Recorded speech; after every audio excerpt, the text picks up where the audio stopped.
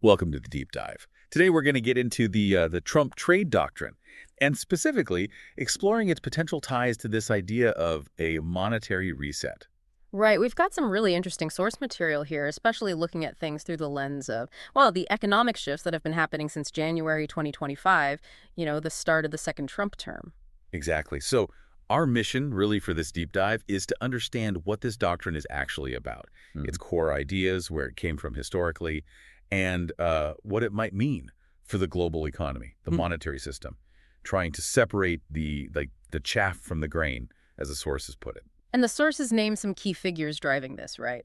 Besides Trump himself, you've got Treasury Secretary Scott Bessent, Howard Lutnick at Commerce, Stephen Miran as Chief Economic Advisor, and Peter Navarro back as Trade Advisor, a specific team. Yeah, a team seemingly focused on some pretty big goals. The texts list them out: slashing trade deficits, trying to get bond yields lower. Which connects to renewing that huge chunk of debt, what is it, $7 trillion, at better interest rates?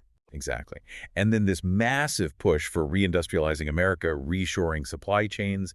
They specifically call out the auto sector, pharma, semiconductors. Steel and aluminum, energy too, Yeah. really foundational stuff. It is. And aiming for all that at once, well, it signals a pretty major shift. The material we're looking at suggests achieving this might mean, a fundamental reset, not just trade deals, but maybe even the dollar's global role. Which is huge, and it's happening, as the sources point out, against this backdrop of rising protectionism, economic nationalism, not just here, but in Europe too. Right. You look at Brexit, Trump's first election, the AfD in Germany, Marine Le Pen's popularity in France.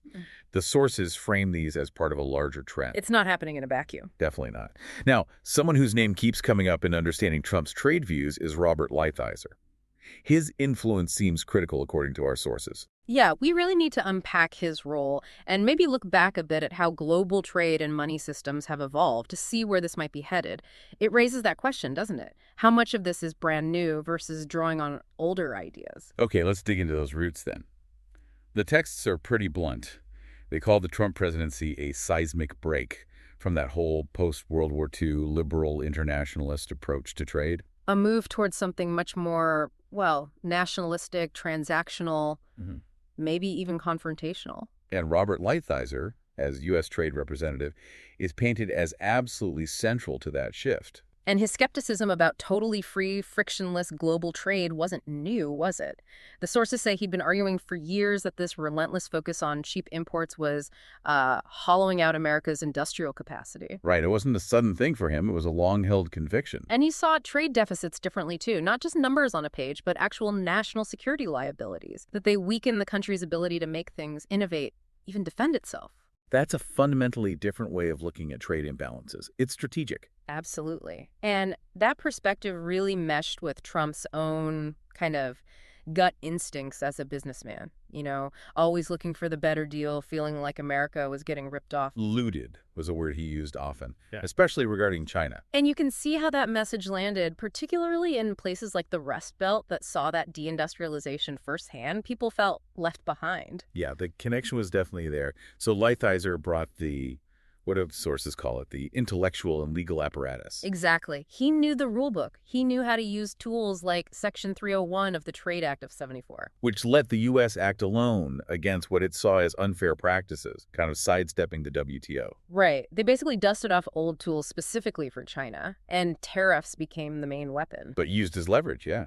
Not just punishment. More about getting power in one-on-one negotiations, less about big multilateral deals. Precisely. And we saw concrete examples, NAFTA becoming USMCA, huge tariffs on Chinese goods, hundreds of billions worth. And that deliberate strategic decoupling in key areas like telecom, chips, pharma. And it wasn't just China. Remember the steel and aluminum tariffs? Those hit allies. The EU, Canada, Japan, justified under national security. It's in a clear signal. Yeah. A recalibration. The underlying idea, according to the sources, was putting economic sovereignty, industrial independence first, even if there was some short-term pain. Shifting the U.S. away from just being the world's biggest consumer. Which was a real break from how policy had been driven for decades, right? By corporate interests looking for efficiency, by economic theory, by geopolitical maneuvering. Totally. This approach put market access on the table as a bargaining chip. made supply chain security a top priority. And Lighthizer used history, didn't he? Pointing to the trade fights with Japan back in the 80s. Yeah, arguing that real pressure was the only way to get concessions. He talked about managed trade, not completely free, not completely closed, but like calibrated engagement with enforced reciprocity. So you had critics calling it isolationist, a step backward.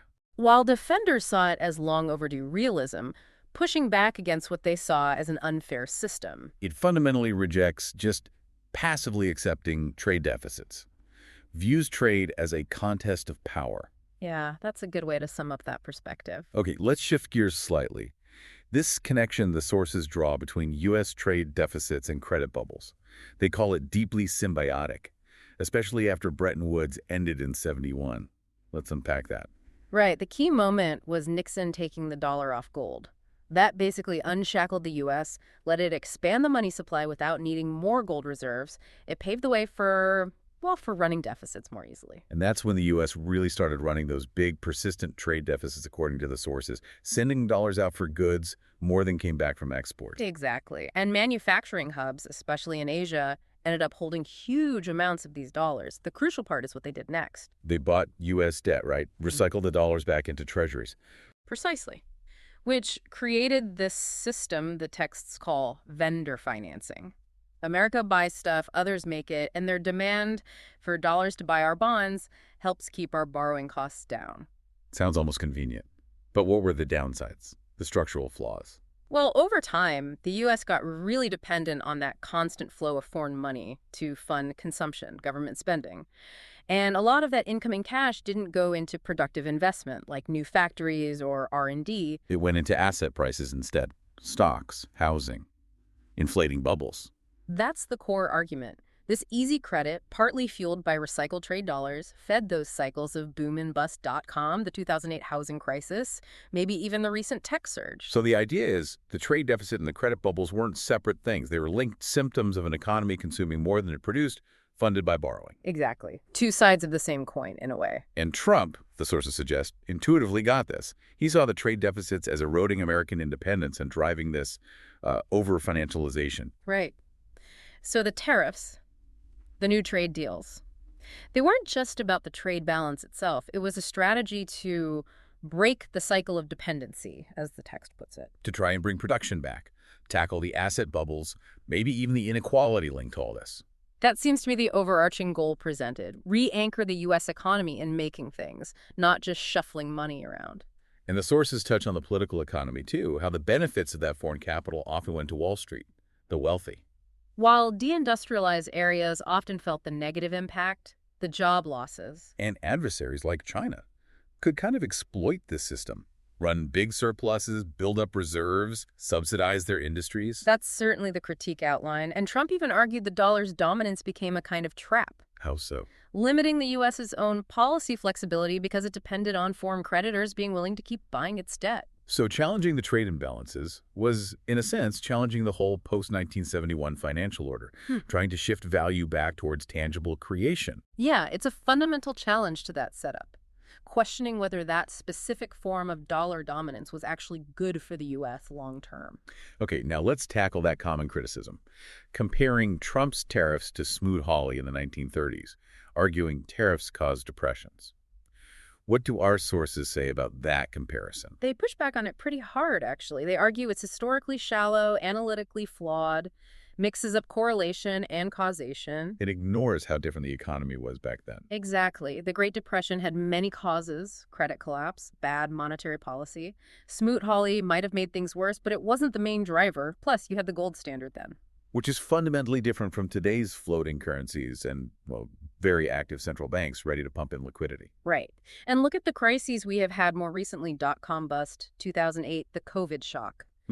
The sources argue those came from financial excess, speculation, regulatory issues, not tariffs. So the argument is that Trump's tariffs were different in nature, more targeted.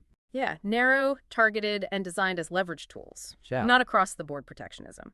Often had carve-outs, national security justifications like for steel and aluminum under Section 232, or aimed at specific practices like with China. And the sources point out the U.S. economy didn't actually collapse in his first term. Markets hit highs, unemployment lows in 2019, before COVID. Right, and when the Fed did cut rates in 2019, it was more about worries over global slowdown, not domestic collapse caused by tariffs. So the narrative presented is, tariffs were a response to existing imbalances and unfair practices, especially from China, not some random act. Pretty much. The tests challenge this false dichotomy that free trade is always good, tariffs always bad. They argue global trade involves power, enforcement. It's not always a level playing field. And they raise questions about whether huge ongoing U.S. trade deficits are sustainable anyway, the impact on jobs, domestic demand. Plus the geopolitical risks like we saw with supply chains during the pandemic, relying too much on potentially unstable sources for essential goods. So the sources basically say there's no solid proof that tariffs inherently cause economic collapse in modern economies. Some countries even use them strategically. And they flip the argument slightly, suggesting that not using tariffs strategically against major imbalances might actually be riskier long-term by letting problems fester and discouraging domestic investment. Framing them as potential circuit breakers, tools to force a rethink when the system's out of whack. Kind of, signaling that the rules might be changing. The conclusion presented is that these tariffs were meant as a late-stage intervention to stop a longer-term decline in U.S. industry and self-sufficiency, given decades of perceived imbalance. Okay, so let's try and pull this all together. We've looked at this Trump Trade Doctrine, its nationalistic focus, this argued link between trade deficits and financial instability. And the counter-argument that the tariffs weren't the primary cause of busts, but rather tools for recalibration for leverage. And it really forces you to think about the long game here, doesn't it? The potential ripple effects of these policy shifts on global trade and maybe even on the monetary system itself, as the sources suggest. Yeah, the potential interconnection is a key theme. Which brings us to a final thought, maybe something for our listeners to chew on. Considering all these arguments, the history, the economics, what is the most crucial factor for a nation's long-term economic stability in our interconnected world? Is it always completely free trade? Is it strategic protectionism? Or some tricky balance between the two? That's the big question, isn't it? And it's definitely worth digging deeper into the sources, forming your own informed view on these really complex, really important issues. Welcome to the deep dive. You've shared a really fascinating stack of material this time. It all seems to circle around this idea of a pretty significant shift maybe happening in the global economy. Yeah, definitely. A lot to unpack there. Specifically, it looks at what some sources are calling a controlled correction of the U.S. economy. Honestly, going through it all, it's been quite an eye-opener. It's definitely a critical moment to be looking at these ideas, how they all connect. The sources you sent over, they paint a compelling picture. Ambitious maybe, but compelling. Shows how the U.S. might be trying to reshape things economically and globally. Okay, so let's try and unpack this then. The big question that kept jumping out at me reading through everything is basically this. What are the core pieces, the elements, and the potential global ripple effects of this so-called controlled correction? And I guess what could it all mean for the future of the dollar? And like the whole global financial system? It feels big, like we could be on the edge of a major economic transformation. That's absolutely the right way to frame it, yeah. Your sources describe a very deliberate strategy. It's aimed at tackling some long-standing issues, structural imbalances. Right. So our goal here in this deep dive is really to pull out the most crucial insights, to properly understand these complex policies, things like tariffs, renegotiating trade deals, and explore how they might impact, everything, trade balances, the role of gold. Okay. We'll try to keep it clear, avoid getting bogged down in too much jargon. Good. So this controlled correction, it seems like the starting point is this idea that the U.S. needs to rely less on production in other countries. Is that fair? That's a big part of it. Trying to reverse those trade deficits we hear about constantly, bring manufacturing back. Right. And it's interesting, the material stresses this isn't just about like tweaking interest rates, monetary policy stuff. Right. But using what they call real economy tools. Right. What does that actually look like? What are we talking about? Well, what's interesting is the variety of tools. It's not just one thing. Yeah. The sources detail quite a few key mechanisms. Yeah. Tariffs, obviously, are a big one. Okay. Think about the Section 301 tariffs on China. They covered a massive amount of goods. The idea there, it seems, wasn't just about punishing China, but also maybe nudging American companies to reconsider where they make things. Oh, okay. Then you had the Section 232 tariffs, steel and aluminum. Those were framed more around national security. Right. I remember that. The argument being, a strong domestic industrial base is vital for military readiness. It really signals a shift, sort of back towards government playing a more active role in shaping the economy, industrial policy, basically. And it wasn't just tariffs, though, was it? There was also that big push on the fiscal side with the 2017 tax cuts. Absolutely, yeah. The idea there, as I understood it, was to make the U.S. more attractive for businesses, lowering the corporate tax rate quite a bit, encouraging companies to bring back cash they held offshore. Precisely. And the sources mentioned the 2025 budget aims to make those cuts permanent.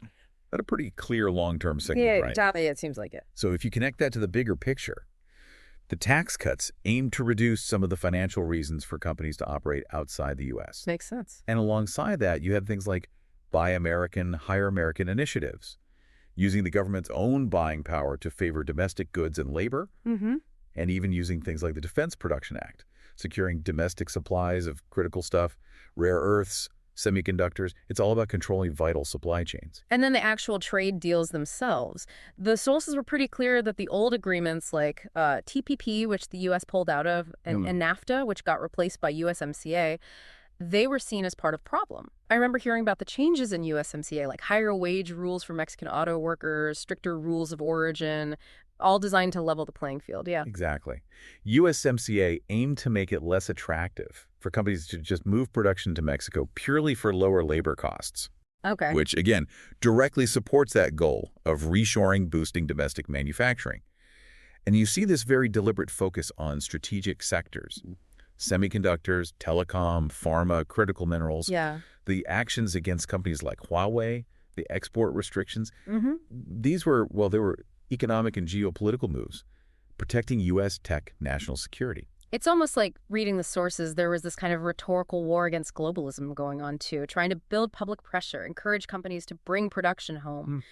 And it mentions companies like Apple, Intel, Tesla, starting to, look at alternatives to relying so heavily on China. And exploring options, at least. So the overarching goal of all this, tackle that huge U.S. trade deficit. It was over $800 billion back in 2018. Well, like a massive number. So the theory is, produce more here, import less from potential adversaries, control your own supply chains. That's the core logic, absolutely. Produce at home, rely less on imports, especially from nations where there are, let's say, strategic tensions. Now, the initial results, as the sources note, were kind of mixed. Okay. But what's really significant, I think, is the shift in the intellectual climate. Yeah. The whole idea of industrial policy. It had been pretty unfashionable for decades, right? Yeah, definitely. Suddenly it became a legitimate topic again, widely discussed. It even found some support across the political aisle, which is interesting.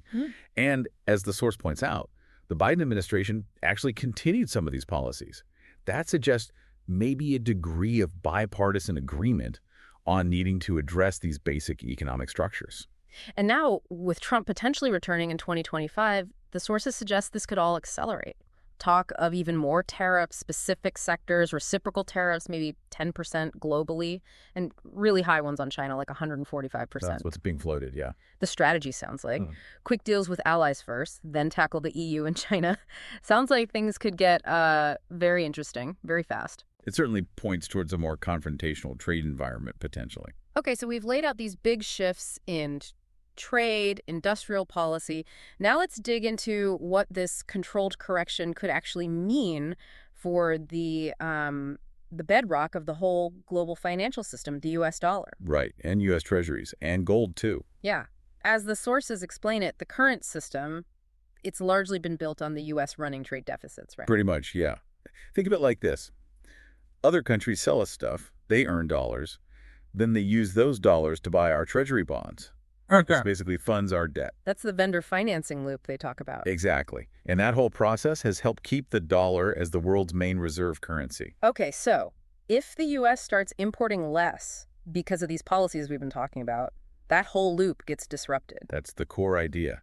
Fewer dollars going out means fewer dollars coming back to buy U.S. debt. So the demand for treasuries could weaken. Precisely. And what's fascinating here is how directly these trade policies could hit treasury demand. The sources give examples. Things already happening. China slowing down its buying of U.S. debt, increasing its gold holdings instead. Right. Russia completely dumping U.S. debt a while back, shifting to euros and gold. And you see central banks in the global south starting to diversify their reserves too. It's like the basic logic that foreign money just automatically flows into the U.S. That starts to break down if the U.S. isn't the world's biggest buyer anymore. Is that it? That's the potential long-term consequence, yes, if the U.S. isn't the buyer of last resort in the same way. And then you add in the U.S.'s own fiscal situation, those exploding deficits, the debt projections. It looks kind of worrying when you put it all together. It does. The debt's projected to exceed, what, 130% of GDP? Interest payments are soaring. If foreign investors start thinking, hang on, is the U.S. just issuing new debt to pay off old debt? Well, their appetite for treasuries could definitely shrink. Okay, so what happens then? That leads to a tricky spot. As the source points out, you basically have two paths. Neither is great. Either the Federal Reserve has to step in and buy the debt, become the buyer of last resort. Which risks inflation, Rob. Big time. Right. Or the alternative is interest rates have to rise to attract buyers. Right. But rising rates could trigger a really dangerous debt spiral for the U.S. government. Yikes. Either way, it could seriously damage the dollar's perception of strength, its stability, that aura of invincibility, as one source put it. And that's where gold comes back into the picture as a natural refuge. Exactly. That's how the source describes it. Gold isn't anyone's liability, right? It's not tied to a specific country's policies or debts. And historically, people see it as a safe place to put wealth when traditional currencies feel unstable. It has that inherent value sort of outside the system. Precisely. And the source highlights this quiet but powerful accumulation of gold by central banks, especially in Asia, Eastern Europe, the Middle East, China, Russia, Turkey, Kazakhstan, India. This doesn't look like just speculation. It feels more like a strategic shift, diversifying away from dollars, maybe preparing for a different kind of global financial setup. So it's almost ironic, isn't it? These policies aimed at boosting American industry. Yeah. They might actually accelerate the move away from the dollar's dominance by reducing the global supply of dollars and kind of undermining the main reason other countries hold so many. That's a really key takeaway here. The unintended consequences could be huge. Short term, the dollar's exchange rate might bounce around. It's complex. But long term, the very foundations of its global dominance are being challenged by these policies. So are we looking at, is it possible we're seeing the start of a fundamental reshaping where the dollar just isn't the dominant force anymore? The sources seem to raise that possibility. They certainly put it on the table as a potential outcome of these trends, yes. Wow. Okay, this all sounds like it could cause some pretty major global risks, though. Yeah. The sources talk about potential dislocation if U.S. import demand really drops. Big impact on export-heavy economies, China, Japan, Germany. Absolutely. Could lead to deflation there, unemployment, political unrest, and then ripple effects through all the supply chains. It's kind of mind-boggling, the potential domino effect. That's a crucial point. The global economy is so interconnected now. A big shift in U.S. trade policy doesn't just stay in the U.S. It sends waves everywhere. Yeah. And reduced dollar flows? That can cause real liquidity problems globally, potentially trigger sovereign debt crises, bank failures, currency collapses, especially in countries that heavily rely on the dollar. And then there's the risk of, retaliation, right? Countries pushing back. Definitely. China, the EU, maybe even allies. The source mentioned China could, speed up its own decoupling, sell treasuries, promote the yuan more, maybe even use things like rare earths or pharma supplies as leverage. Those are very real possibilities mentioned, yes. Yeah. Economic nationalism on one side often triggers countermoves, and Europe might push harder for its own strategic autonomy. And domestically here in the U.S., risks too. Higher costs for businesses using imported parts, inflation hitting consumers. Pushback from big multinational companies whose whole models are based on global supply chains. All potential headwinds, yes. Yeah. Reshoring isn't simple or cheap. Right, the cost. That's the other thing. Reshoring industries, securing supply chains, that takes massive investment. They're huge capital expenditure. At a time when the U.S. already has huge debt, and maybe, as we discussed, foreign buyers might be less keen on buying more U.S. debt. It feels like an incredibly delicate balancing act, fiscally, monetarily. It really does. And this is where that interesting idea of a U.S. century bond comes in. It was proposed by Stephen Mirren, mentioned in the source material. Okay, yeah. Tell me about that. What's the logic? The basic rationale is lock in long-term financing for the U.S. government now while interest rates are still relatively low by historical standards. Provide stability for decades to come. So issue 100-year Treasury bonds, lock in today's borrowing costs for a really, really long time. That's the core idea. And that could shield the budget from future rate hikes. provides stable funding for these big long-term projects like reindustrialization. Exactly. Mirren's argument, as presented, is that it could be a way to finance this big economic transition without constantly worrying about refinancing debt at potentially higher rates later, or being too reliant on, unpredictable foreign demand for shorter-term bonds.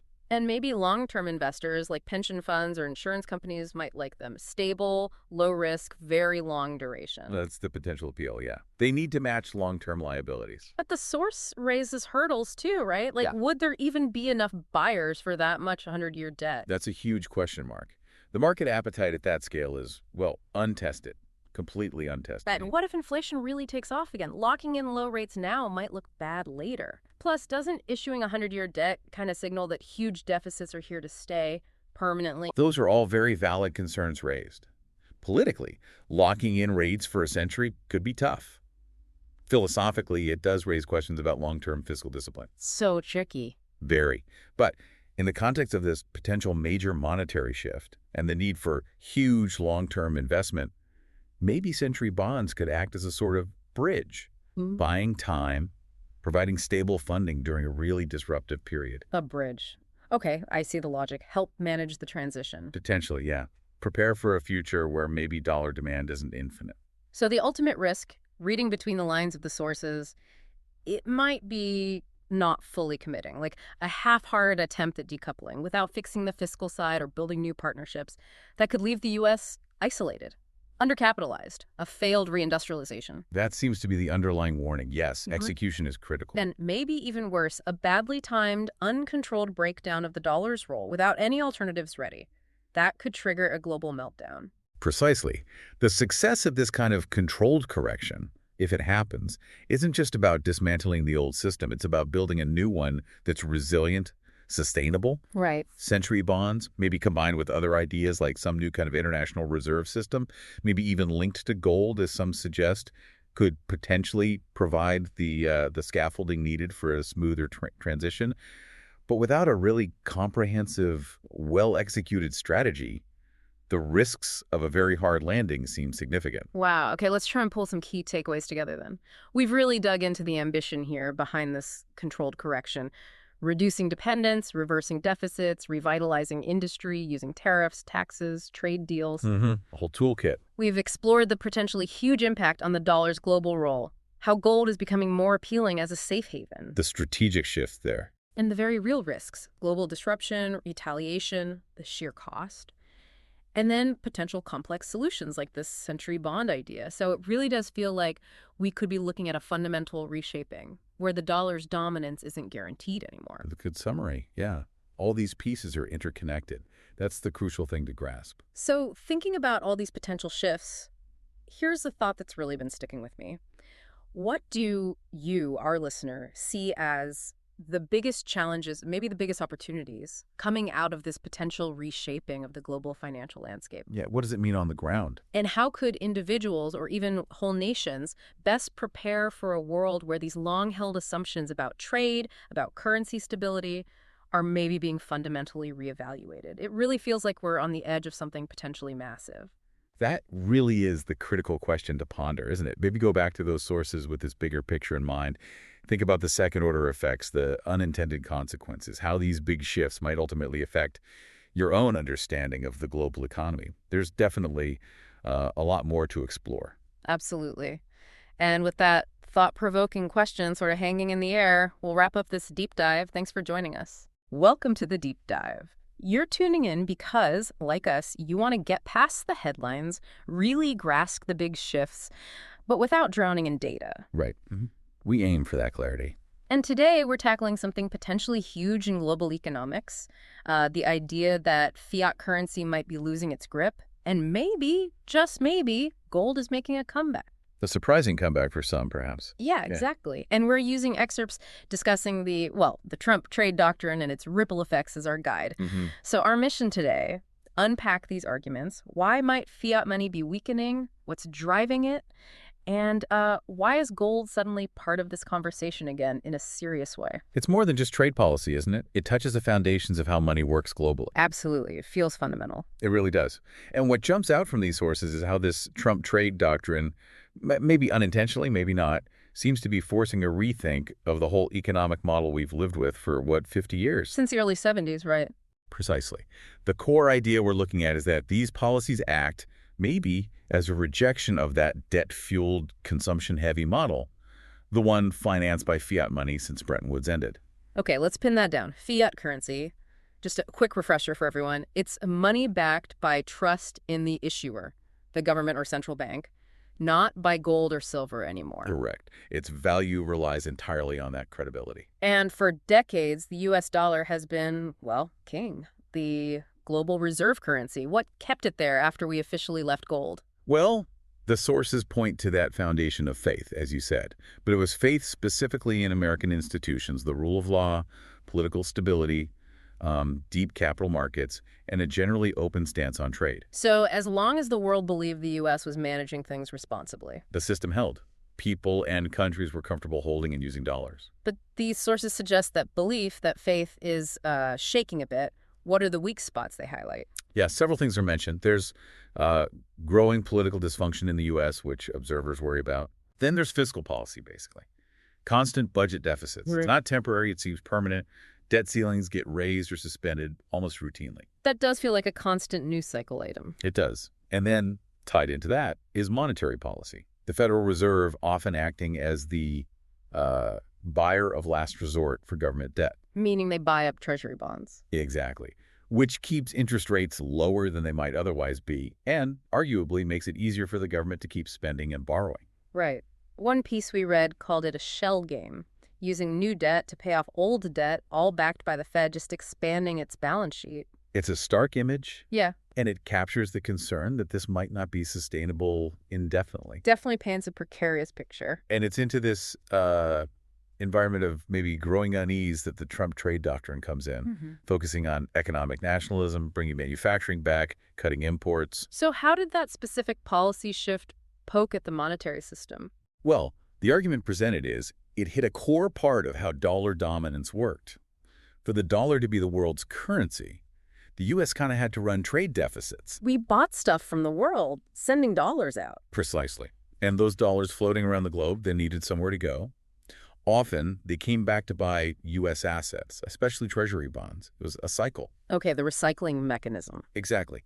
But if the U.S. tries to shrink those deficits, tries to export more and import less, then fewer dollars flow out. Which means less money internationally looking to buy treasuries. That's the potential disruption. You shrink the global dollar pool. You potentially shrink the demand for the very bonds that finance U.S. debt. You could become sort of self-limiting or even self-cannibalizing. So if that external funding source diminishes, but the U.S. government still needs to borrow heavily, what's the next step according to these analyses? The likely outcome pointed to is more debt monetization. Which basically means the Fed creates money to buy the debt. Essentially, yes. The central bank's balance sheet expands even more to soak up those treasuries that the rest of the world might not be buying as much. And that puts pressure on the dollar itself, on its value, its stability. That's the fear. It chips away at that idea of fiat money being this perfectly stable, almost costless medium of exchange. It starts to look, well, less solid. It makes you think about that test of faith idea mentioned.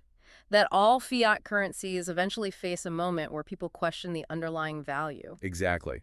And the argument is that the combination, the fiscal path, the monetary response, plus these trade shifts might be pushing the dollar towards such a test. Okay, so if fiat, especially the dollar, is looking potentially wobbly, why gold? It feels a bit old-fashioned to some, doesn't it? A relic. The sources frame it less as nostalgia and more as a pragmatic reaction to fiat's perceived weaknesses now. Gold has characteristics fiat just doesn't. Like what specifically? Well, number one, no counterparty risk. Its value isn't tied to anyone else's promise or solvency. Okay, that makes sense. Number two, it can't just be printed or created by decree. Its supply is limited by geology, not politics. So it can't be easily debased to pay for political promises. Right, immune to quantitative easing, basically. Or digital manipulation, yeah. And then there's the history. Yeah, you can't ignore 5,000 years, can you? Across cultures, crises, gold keeps showing up as money or a store of value. Precisely. And in today's world, which feels increasingly multipolar, with more nationalism, maybe more currency friction, gold offers a kind of universal trust. It doesn't belong to any one country's political system. Which brings us to that really striking data point in the sources. Central banks buying gold like crazy. Yeah, the buying in 2022 and 2023 was apparently the highest since the late 1960s, just before the dollar fully left gold. Wow. And this isn't just, average investors. This is governments making policy decisions. Exactly. Sovereign policy. Yeah. Countries like China, Russia, Turkey, India, even seeing mentions of Saudi Arabia. The argument is they aren't just looking for yield, they're hedging. Hedging against what? Fiat instability. That seems to be the interpretation. Hedging against the possibility that the current system might not be as reliable going forward.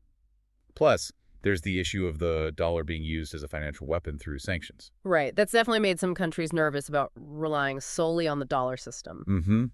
Gold, in contrast, is seen as apolitical. It's borderless, settlement is final, doesn't need SWIFT or any specific payment network. So bringing it back to the trade doctrine, the idea is that even if it wasn't about gold, it shook things up enough to accelerate this reevaluation of money itself. That seems to be the connection being drawn. By disrupting those dollar flows, it inadvertently forced people to think harder about the underlying logic of the fiat system. Someone used a phrase like fiat was the lubricant of globalism. And gold is the ballast of sovereignty. Yeah, it captures that shift in thinking. It's a powerful analogy. And it leads to a really interesting, maybe even radical idea floated in the sources. Could the U.S. itself eventually turn back towards gold? Not necessarily a full gold standard, but driven by what? Market forces. potentially. If Treasury demand keeps softening, if inflation stays problematic, maybe some kind of gold link partial, indirect, becomes a way to shore up the dollar's credibility without jacking up interest rates dramatically. That would be quite something. You don't hear that discussed much in the mainstream. Not widely, no. But the sources suggest that behind the scenes, some big players, hedge funds, serious economists, even institutions like the Bank for International Settlements are thinking about gold's role in a future that might involve digital currencies, too. Like gold-backed digital currencies, or gold as part of a basket of assets. Exactly. Exploring how this very old asset might fit into a very new financial world, it signals a deep level of concern about the status quo. So this Trump Trade Doctrine ends up being seen as much more than just tariffs and trade deals. Way more. It's presented as a challenge to the core assumptions that have guided global economics for half a century. That trade deficits don't matter much. Yeah. That the dollar's dominance is eternal. That globalization is always self-balancing. It's about reclaiming national strength, industrial power, sovereignty. Yeah. A first real attempt may be to reverse engineer some aspects of globalization and the fiat order that enabled it. But not without potential costs, right? The sources are clear about downsides. Oh, absolutely. They mentioned potential fragility in the dollar system itself, strained alliances, a fiscal day of reckoning for the U.S. if borrowing costs rise significantly, faster de-dollarization, maybe bifurcated supply chains. Increased geopolitical risk seems like part of the package, too. It's rarely a smooth ride when you change a global system. But the most crucial point, I think, that these sources keep coming back to is the growing doubt about the fiat dollar. Even from people who used to support it wholeheartedly. That's the implication. When central banks pivot hard towards gold, when major trading nations actively seek ways around the dollar, when the issuer's own debt trajectory looks unsustainable, it forces a fundamental question. What comes next? What replaces the dollar or complements it? Exactly. And that's where gold keeps re-entering the picture, not necessarily as the answer, the sole system, but maybe as a crucial piece of the puzzle for restoring trust. Especially in a world that feels more divided, more nationalistic, gold's neutrality becomes a big plus. A very big plus, according to this perspective. It's trust-minimized money in a low-trust world. So the argument isn't that the trade doctrine created this future, but maybe it acted as a catalyst. It forced a confrontation with the way things were. That sums it up well. A confrontation with unchecked globalization, with seemingly limitless money creation. The next system, whatever it looks like, will likely emerge from the fallout of this period. And the end of fiat, if it comes, isn't pictured as a sudden crash, more like a slow fade. Yeah, a gradual erosion. Currencies wobbling, trust declining bit by bit, maybe bouts of inflation that are hard to tame, central banks losing some control, a period of significant uncertainty. And in that uncertainty, gold is a constant, the tangible reality. That's how it's presented. The enduring asset versus what they call the fading illusions of fiat. Okay, so wrapping this up. The big takeaway from diving into these sources is that we might be in the early stages of a really profound shift in money globally. A potential move away from the pure fiat system we've known. And the Trump Trade Doctrine, whatever its aims, seems to have kicked this whole reevaluation into a higher gear, potentially boosting gold's role. Hopefully for everyone listening, this gives you a much deeper sense of the arguments beyond just the headlines. Right. Understanding the why behind these potential shifts. Absolutely. Which leaves us with perhaps a final thought for you, the listener, to mull over. If gold does indeed have this long history as a store of value, and we are facing these kinds of economic and geopolitical shifts, what could that mean for how you think about your own savings, your investments, in a world where maybe, just maybe, fiat isn't king forever? That's definitely something worth pondering. Food for thought as we navigate what seems like an increasingly complex financial future.